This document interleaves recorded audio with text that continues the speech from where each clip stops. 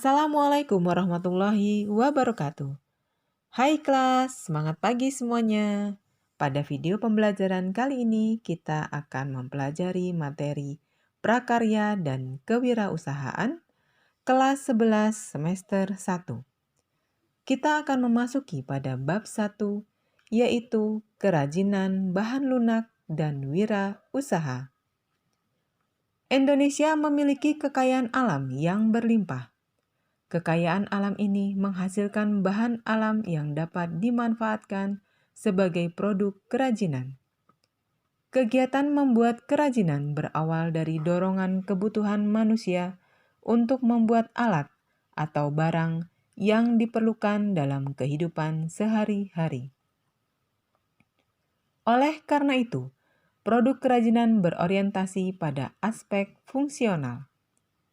Kerajinan sebagai karya fungsional tidak cukup hanya memenuhi aspek fungsi saja, melainkan memerlukan sentuhan keindahan atau estetik untuk meningkatkan kualitasnya. Nilai estetik pada karya kerajinan dapat dilihat dari aspek bentuk, warna, ragam hias, dan fungsinya. Dalam aspek ekonomi, produk kerajinan merupakan lahan subur sebagai mata pencaharian yang menjanjikan investasi besar dalam perkembangan pariwisata dan globalisasi perdagangan dewasa ini. Kini seni kerajinan tumbuh makin pesat di Indonesia. Banyak daerah yang kemudian menjadi sentra-sentra kerajinan. Kondisi geografis Indonesia merupakan faktor pendukung menjamurnya seni kerajinan Nusantara.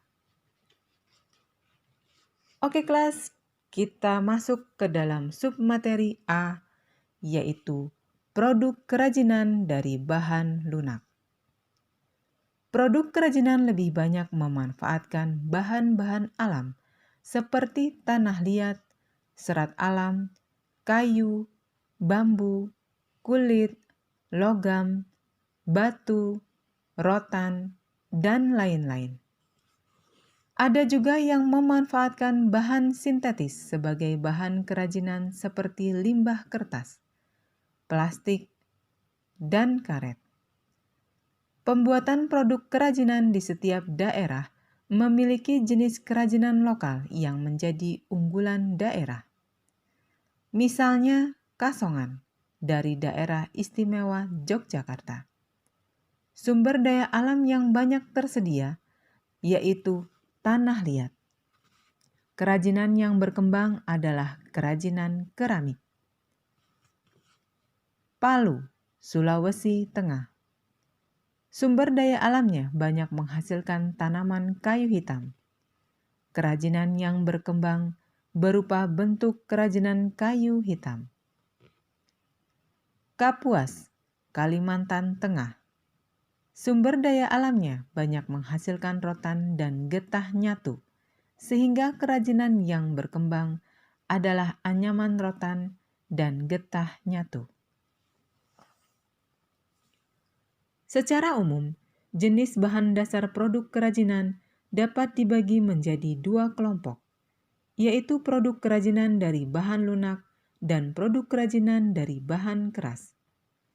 Beberapa kerajinan bahan lunak serta pengemasannya akan diuraikan secara singkat pada penjelasan berikut ini.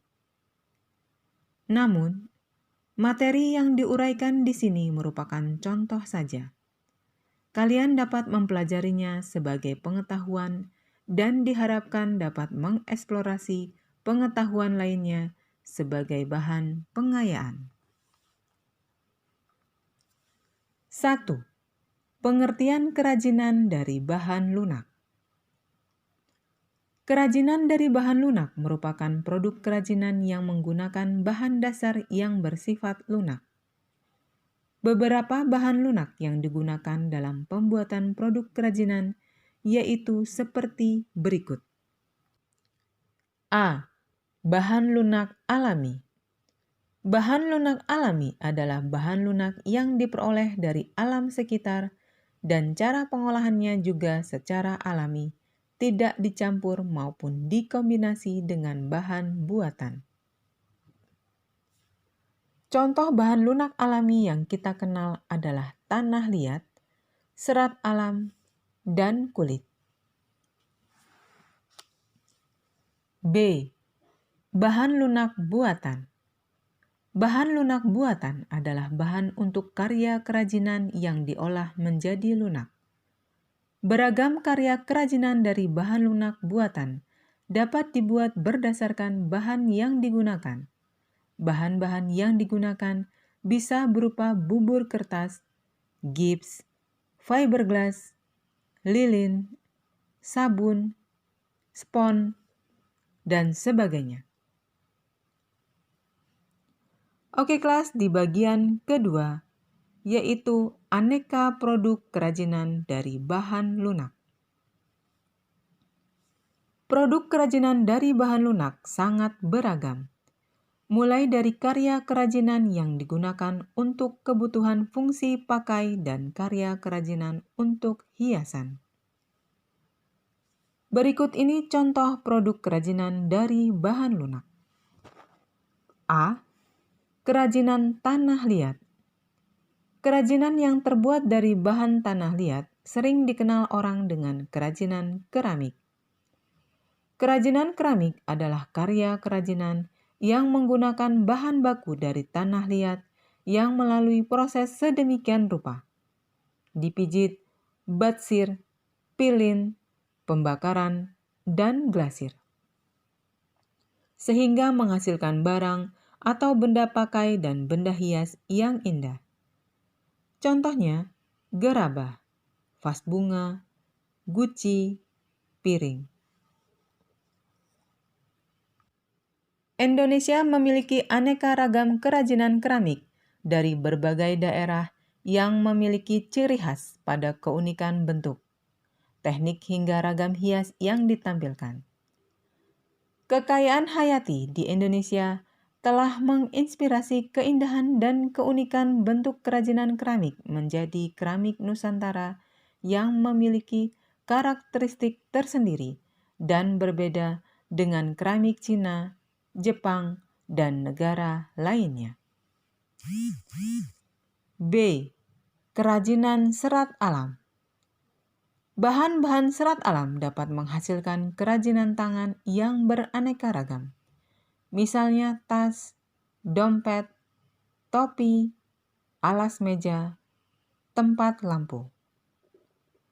Teknik pembuatan kerajinan dari serat alam ini sebagian besar dibuat dengan cara menganyam. C. Kerajinan kulit. Kerajinan ini menggunakan bahan baku dari kulit yang sudah disamak, kulit mentah atau kulit sintetis. Contohnya tas, sepatu, wayang, dompet, jaket. Kulit yang dihasilkan dari hewan seperti sapi, kambing, kerbau, dan buaya dapat dijadikan sebagai bahan dasar kerajinan. D. Kerajinan gips. Gips merupakan bahan mineral yang tidak larut dengan air dalam waktu yang lama jika sudah menjadi padat. Kandungan gips terdiri atas jenis zat hidrat kalsium sulfat dan beberapa mineral seperti karbonat, borat, nitrat, dan sulfat yang dapat terlepas sehingga gips dalam proses pengerasan akan terasa panas. Prosesnya harus dicairkan dahulu jika ingin bentuk seperti yang diinginkan. Harus dibuat cetakan. Jika akan diproduksi dalam jumlah banyak, harus dibuat model terlebih dahulu. Secara umum, untuk semua produk gips diperlukan cetakan. Bahan utama pembuatan cetakan adalah silikon rubber. Tetapi yang paling gampang dan mudah dicari adalah plastisin atau tanah liat. Fungsi kerajinan dari gips biasanya dapat berupa hiasan dinding, mainan, dan sebagainya. E. Kerajinan lilin. Pembuatan kerajinan bahan dasar lilin cukup sederhana dan mudah. Dapat dilakukan oleh semua orang.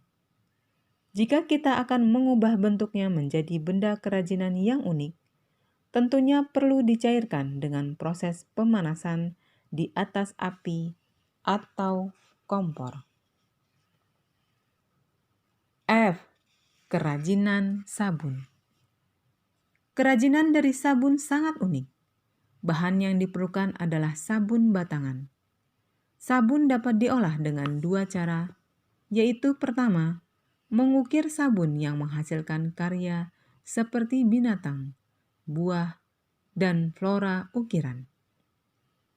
Kedua, membentuk sabun, yaitu sabun diparut hingga menjadi bubuk, dicampur dengan sagu dan sedikit air, lalu dibuat adonan, menjadi adonan baru seperti membuat bentuk dari plastisin.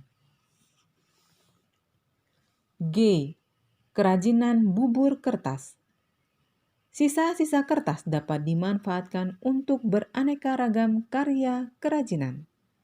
Salah satu alternatif pemanfaatan sisa-sisa kertas adalah dibuat bubur kertas untuk bahan berkarya kerajinan. Proses pembuatan bubur kertas dapat dilakukan dengan langkah-langkah berikut ini. 1. Siapkan kertas bekas, misalnya kertas tisu atau kertas koran atau kertas lainnya. Robek atau gunting menjadi potongan-potongan kecil yang lembut. 2. Masukkan potongan kertas ke dalam baskom atau ember plastik, kemudian siram dengan air hangat. 3. Masukkan 1 sendok teh garam. Garam bermanfaat untuk menghindarkan kertas menjadi busuk.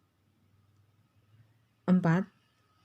Potongan kertas yang telah direndam dan diberi garam ini didiamkan selama 1-2 hari hingga menjadi lunak.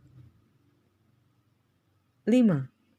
2 hari kemudian atau setelah kertas menjadi lunak dan hancur, saring menggunakan kain, dapat menggunakan kain lap yang pori-porinya besar. Keempat tepi kain disatukan dan dipelintir, hingga air akan terpisah dari ampasnya. 6. Buang air perasan kertas, kemudian masukkan kembali potongan kertas-kertas yang sudah diperas airnya ke dalam wadah dan remas-remas hingga hancur. Tambahkan sedikit air ketika meremasnya. 7. Buat larutan pasta dengan mencampur 2 sendok makan tepung kanji dengan air secukupnya. Apabila pasta terasa terlalu cair, penggunaan tepung kanji dapat ditambah. 8. Campur adonan kertas dengan larutan pasta, remas-remas hingga tercampur merata, dan didapat adonan bubur kertas yang liat sehingga mudah untuk dibentuk. Oke kelas, selanjutnya di bagian ketiga, fungsi produk kerajinan dari bahan lunak. Fungsi produk kerajinan dapat dibedakan menjadi 2, yaitu fungsi karya kerajinan sebagai benda pakai dan fungsi karya kerajinan sebagai benda hias. A. Karya kerajinan sebagai benda pakai. Karya kerajinan sebagai benda pakai meliputi segala bentuk kerajinan yang digunakan sebagai alat, wadah, atau dikenakan sebagai pelengkap busana. Sebagai benda pakai, produk karya kerajinan yang diciptakan mengutamakan fungsinya, adapun unsur keindahannya hanyalah sebagai pendukung. B. Karya kerajinan sebagai benda hias. Karya kerajinan sebagai benda hias meliputi segala bentuk kerajinan yang dibuat dengan tujuan untuk dipajang atau digunakan sebagai hiasan atau elemen estetis. Jenis ini lebih menonjolkan aspek keindahan daripada aspek kegunaan. Oke kelas, sekian dulu untuk video pembelajaran kali ini. Insya Allah kita akan lanjutkan pada video pembelajaran selanjutnya di bagian keempat, yaitu unsur estetika dan ergonomis produk kerajinan dari bahan lunak. Oke kelas, thank you. See you next time. Wassalamualaikum warahmatullahi wabarakatuh.